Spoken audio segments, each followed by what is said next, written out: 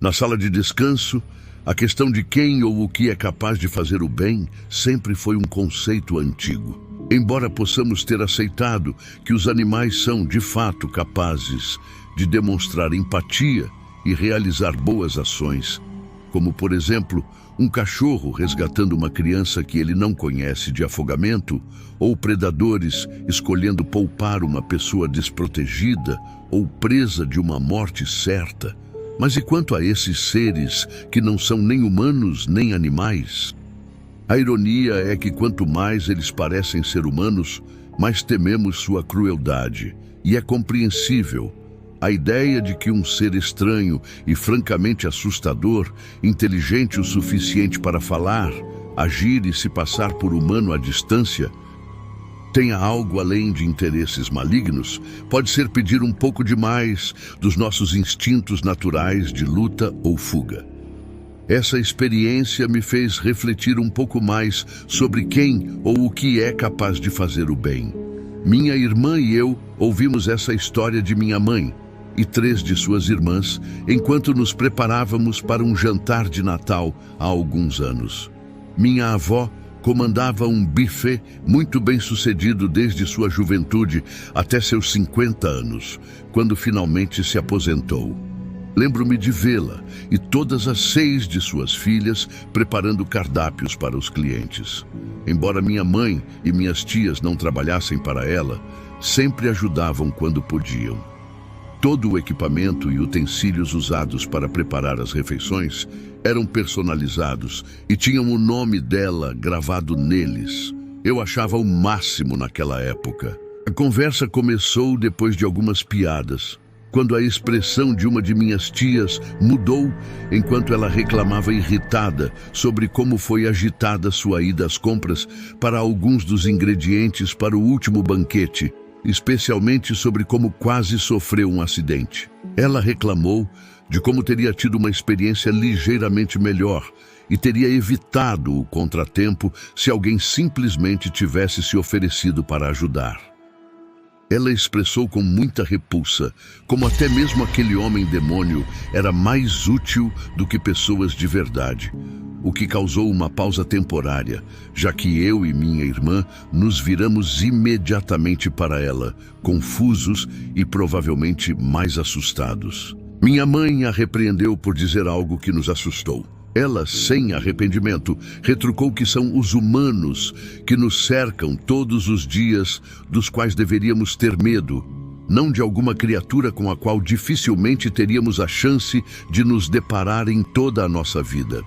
Minha irmã e eu ficamos tão intrigados que começamos a pedir a ela que nos contasse sobre esse homem-demônio do qual ela falou. Minha mãe rapidamente interveio, dizendo-nos para calar a boca e voltar às nossas tarefas. Mas minha tia, que é a 5ª de 6 filhas, das quais minha mãe é a 3ª, virou-se para minha irmã e eu com uma desafiadora típica dos irmãos mais novos e disse para não ligarmos para nossa mãe. Ela disse que ela e nossa 4ª tia, que também estava na cozinha, nos contariam a história. Minha irmã foi chamar a 2ª irmã para a cozinha, que também estava lá no momento dos acontecimentos. O incidente ocorreu quando minha mãe e minhas tias viajaram para preparar um buffet em uma cerimônia fúnebre da mãe de um governador do estado. Como disse antes, minha avó tinha um negócio de buffet bem sucedido.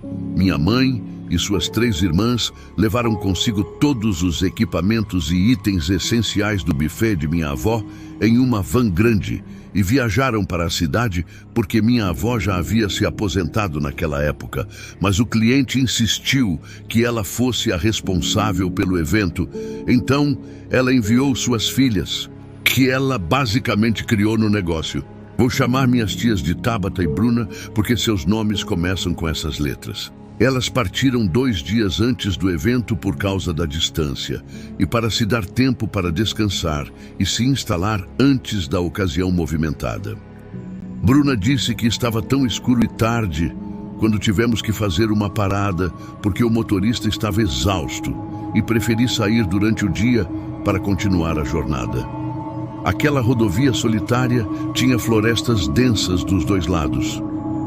Dirigira por horas, na esperança de encontrar uma propriedade comercial com um estacionamento para estacionar e acampar por uma noite.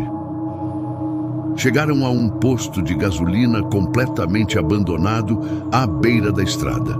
Eles entraram no amplo estacionamento vazio. Todos desceram para esticar as pernas e tomar um lanche leve antes de organizar seus arranjos para dormir. Minha mãe falou desta vez e disse que estava cercada pela escuridão completa e pelos filhos da floresta noturna. Ela disse que nem conseguia ver as mãos se levava à frente, pois desligavam a van e não tinham faróis para iluminar o ambiente. Tiveram que usar suas lanternas pessoais. Tia Débora admite que ficou assustada. Ela aconselhou que não dormissem ao ar livre, e sim na van, pois era mais seguro e tinha assentos confortáveis. Ninguém concordou. O ar lá fora era tão fresco e relaxante que eles decidiram apenas trazer alguns bancos confortáveis e espalhá-los nos tapetes que trouxeram para acampar. Depois de minha mãe e suas irmãs discutirem por um tempo, todos, exceto a tia Débora, dormiram do lado de fora. Estava tudo bem enquanto eles adormeciam, exceto pelos carros ocasionais que passavam pela estrada, lançando faróis brilhantes enquanto passavam. Tia Tabata disse que acordou e foi ao banheiro. E quando voltou para deitar, ela viu alguma coisa branca. Um branco puro, intocado e brilhante ao longe.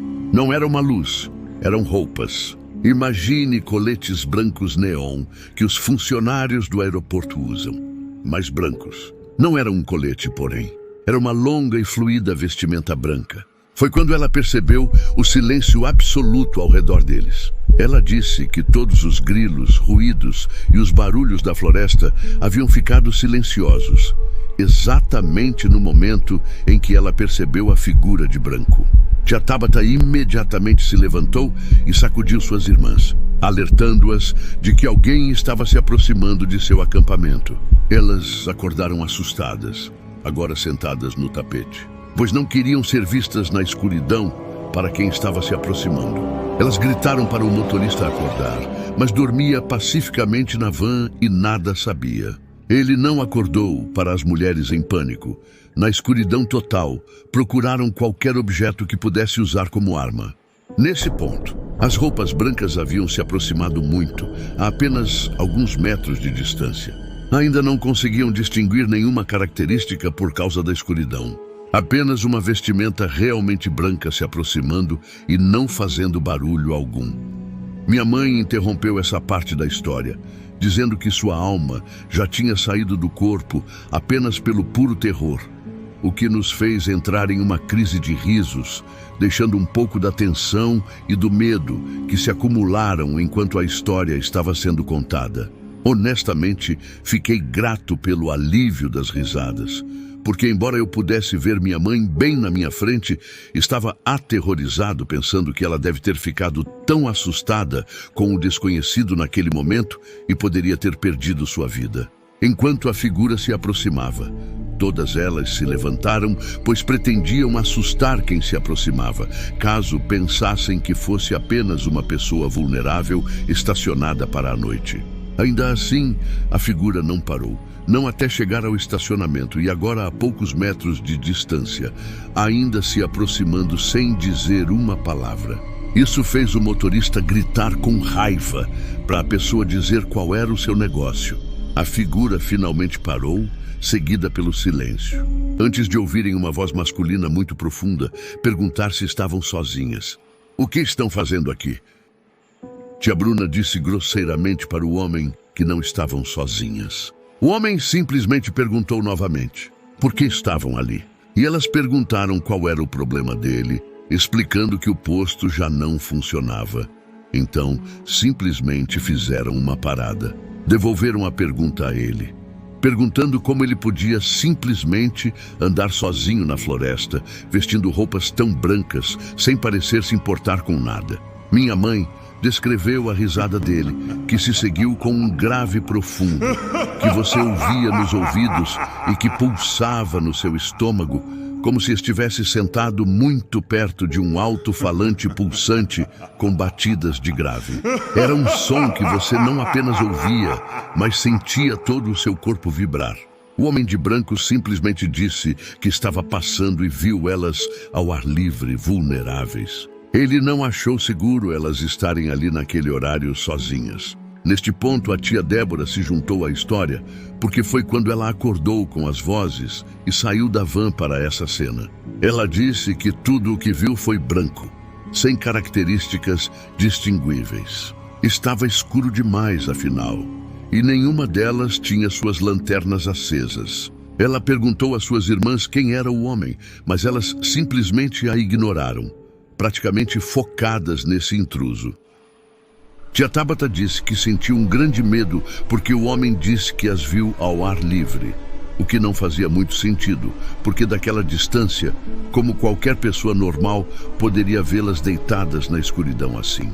Tia Débora disse a minha irmã e a mim que o homem nem parecia ser da região.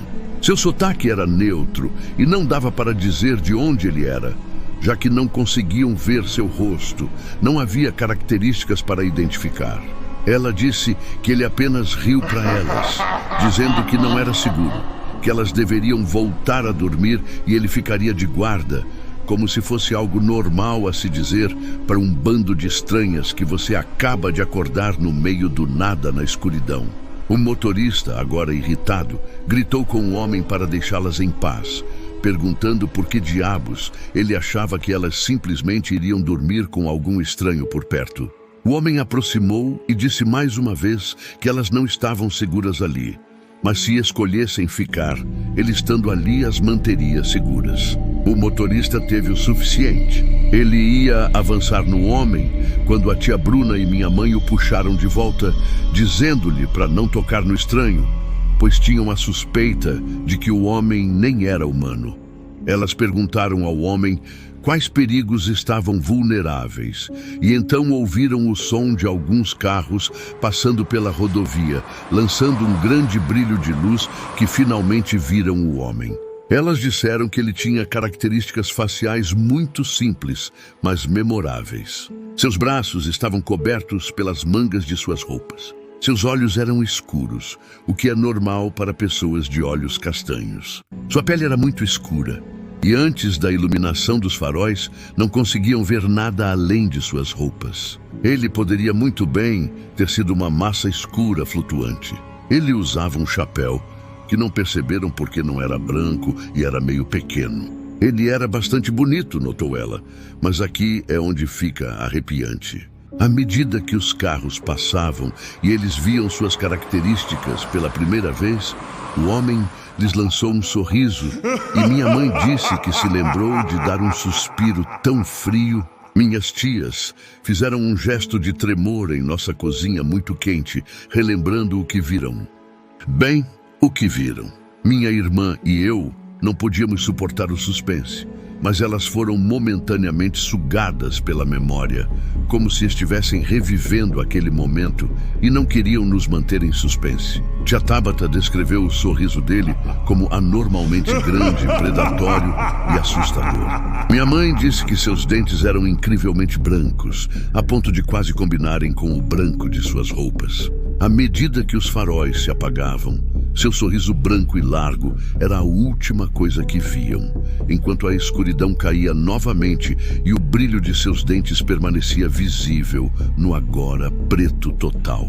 Imagine um largo sorriso branco, sem características faciais, apenas uma fileira larga de dentes na escuridão.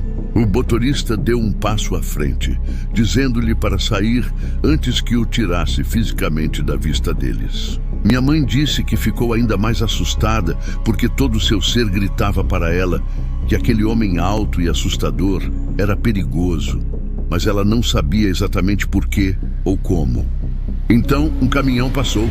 Tinha faróis muito grandes e brilhantes. Eles tiveram outra visão melhor dessa vez. Eles viram exatamente o que ele era. Ficou um pouco ventoso e suas roupas foram sopradas para o lado, revelando seus pés a partir de suas panturrilhas. Eles viram pernas peludas e magras, que terminavam com um casco preto muito espesso. Não eram pés humanos, de jeito nenhum, mas o que deveria pertencer a um cavalo ou um cervo. Este homem era parte animal. Eles perceberam com horror. Ele estava apoiado em 2 cascos. Ele não tinha 4. Um animal normal de 4 patas teria apenas um par de pernas, mas eles não sabiam se ele era parte cavalo da cintura para baixo ou se era apenas de suas panturrilhas para baixo. Minha mãe disse que foi o instinto de sobrevivência que os fez, incluindo o motorista, não fazerem nenhum sinal do que acabaram de ver enquanto o caminhão passava. O homem sorriu novamente, de uma maneira que parecia que ele sabia o que eles viram, porque ele apenas sorriu de forma impossivelmente mais larga, inclinando a cabeça, dizendo-lhes que ele realmente não queria fazer mal, mas ajudar a mantê-los seguros. Ele disse algo como: "Estou aqui para que eles não possam vir. Vocês realmente não deveriam estar aqui, mas vão dormir. Vocês estarão seguros. Eu vou embora antes de vocês acordarem. Até lá, eles não serão capazes de sair para vocês." Minha mãe e seu grupo estavam tão confusos sobre o que ele queria dizer com eles, quem ou o que eram esses eles que ele queria manter longe deles, mas não tiveram a chance de perguntar. Ele simplesmente virou e desapareceu na escuridão, seus passos se fundindo com a brisa e o silêncio das árvores ao redor deles. Eles imediatamente entraram na van, deram partida e dirigiram a noite inteira até chegarem à cidade onde seria o velório. Chegaram a tempo, todos agitados e nervosos, mas sem falarem uma palavra do que aconteceu naquela noite. Eles contaram à avó assim que chegaram em casa, mas ela apenas suspirou e disse que eles foram abençoados por alguém cuidar deles. Minha avó não era muito supersticiosa, mas sempre dizia que havia coisas neste mundo que você não pode explicar, e às vezes você apenas tem que agradecer e continuar. Ela também pediu que eles não contassem a ninguém a história, mas elas tinham que contar, e agora todos nós sabemos. Curta nosso canal para receber atualizações assustadoras e compartilhe com seus amigos que também têm um gosto pelo terror. Mas o que realmente nos move são as suas histórias. Você já testemunhou algo sobrenatural? Já sentiu o arrepio na espinha quando a escuridão sussurra seus segredos? Mande suas histórias para nós. Queremos ouvir suas experiências pessoais e transformá-las em contos arrepiantes. Quem sabe sua narrativa se torne a próxima história.